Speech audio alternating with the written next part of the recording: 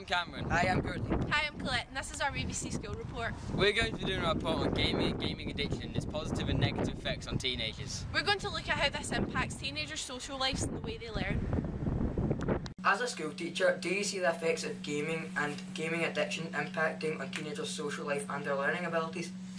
Well, certainly gaming definitely has an effect on social life and ability in school. Not so much the addiction, but we certainly see a lot of young people coming into school very tired, who are clearly enjoying what they're doing at night, getting on their games, their Call of Duty, their FIFA. In terms of learning, I don't think they teach kids an awful lot about learning, but they obviously are something that young people enjoy. We have particular types of games, like in school we use Manga High. Again, I don't think people are going to be very addicted to that, but it encourages young people to learn through games.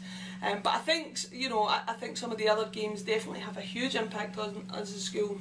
We see young people tired, have been up all night, have been, kind of a kidding on to their parents, they're in bed, staying up playing games and coming into school very, very tired and not able to learn. We haven't had any real issues with addiction, as I say, but we have had young people who play games an awful lot of the time. Gaming and gaming addictions is something that's really started to become popular and trending more recently than it used to be. A lot of games draw the user in and giving them something like an instant hit and a thrill, an addiction that they need. Instead of having something in real life that they have to work towards by, doing things and learning in school and getting to a higher nest, a game will give someone an instant hit of feeling good. It'll give them an instant level up or an achievement of some form, showing them they've done something good instantly, and that's the kind of hit that some people need. It's not always people that have a lack of interest or achievements going on in real life, but once you start to play a game and get that instant, it's like a drug, it's something you feed off. Some people who are addicted to games actually show the same symptoms as people who are addicted to drugs. Stop there.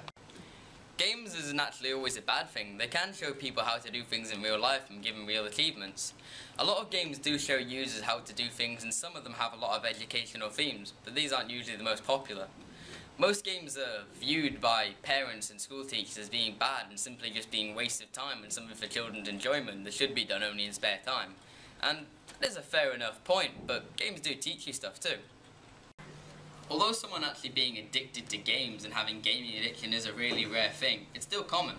In some places like North Korea, China, the Netherlands, United States, places have actually been opened up for the treatment of game addiction.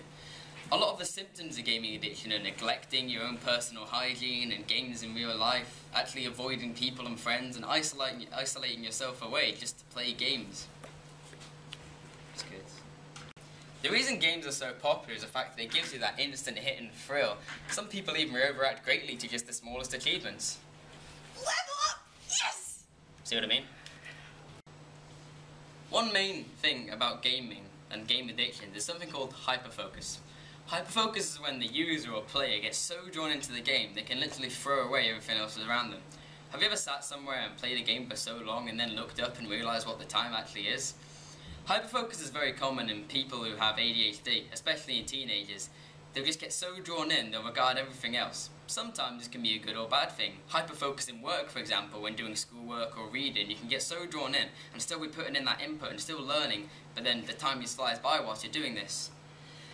Game hyperfocus can be a lot different though. For some people it could just be playing a simple game and then, the time's passed and then you go and do your life. But game addicts, it's a lot worse. They can literally waste days and days away of just playing on games and just achieving and going higher and faster in these games and gaining nothing in real life.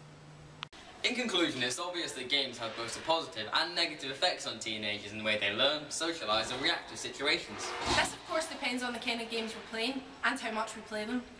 Gaming has always been around, but it's only really become a problem in teenagers recently.